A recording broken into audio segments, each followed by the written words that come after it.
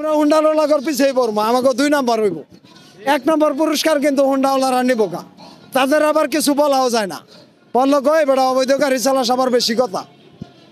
তো আপনারা দেখেন কোনো আইন নাই, শুধু রিক্সা চালকদের উপরে আইন। আমি বলবো প্রিয় দেশবাসী, রিক্সা চালকদেরকে আইন শিখান। এরা আগের থেকে গাধার মতো ছিল, না হইলে মানুষ টানতো না। এখন যত আইন শিখাবেন তারা শিখবে, তাদের কোনো কষ্ট হইব না। কিন্তু আপনার আইন শিখাইতে শিখাইতে এমন আইনের ফাঁদে পড়ে যাবেন, সেদিন আর এই ফাঁদ কেটে ওঠার কোনো রাস্তা আপনারা পাবেন না। প্রিয় দেশবাসী, আপনারা দেখছেন বর্তমান সংস্কারের যে ফাঁদে এই দেশকে ফালানো হয়েছে, একদিকে ফালানো হয়েছে আন্দোলনের ফাঁদে, অন্যদিকে ফালানো হয়েছে সংস্কারের ফাঁদে। আসলে কোনো কিছুই হচ্ছে না। এই এখন আত্মহত্যা করে মরে যাওয়া শুরু করছে। আজকে আমি পেপারে একটি শিরোনাম দেখে নিজে একদম বিচলিত হয়ে গেলাম যে অভাব অনটনের কারণে স্বামী স্ত্রী ইন্দুর মারা কীটনাশক খেয়ে আত্মহত্যা করেছে। এটা একটি জন্য লজ্জা।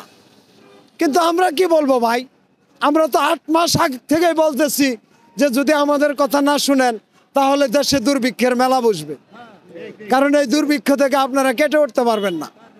এই 36 দিন আন্দোলন, এই আন্দোলনকে 3 ভাগে বিভক্ত করে 3 ভাগে রূপান্তরিত না করার আগ পর্যন্ত এই দেশ সঠিক গণতন্ত্র কখনোই তারা পাবে না। এখন যে সংস্কার হচ্ছে এটা সুবিধাবাদীদেরকে আরো সুবিধা আওতায় আনা আর শ্রমিকদেরকে গোলাম বানানোর পায়তারা করা হচ্ছে।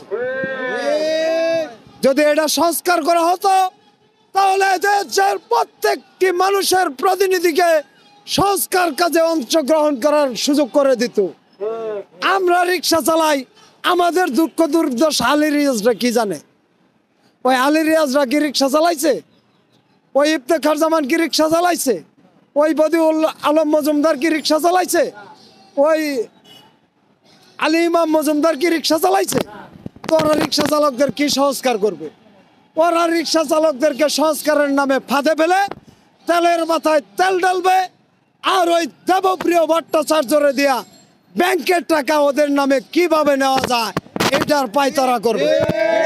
কিন্তু রিক্সা চালকদের নিয়ে আর কোনো সংস্কার করবে না। প্রিয় দেশবাসী, রাখে আল্লাহ মারে কে, রাখে আল্লাহ মারে কে। যতই ঠকানোর ব্যবস্থা করা হোক, এবার এই 3 চাকার চালকদের সংস্কার না করলে কোন সংস্কারের রূপ রাখাই তারা খুঁজে পাবে না।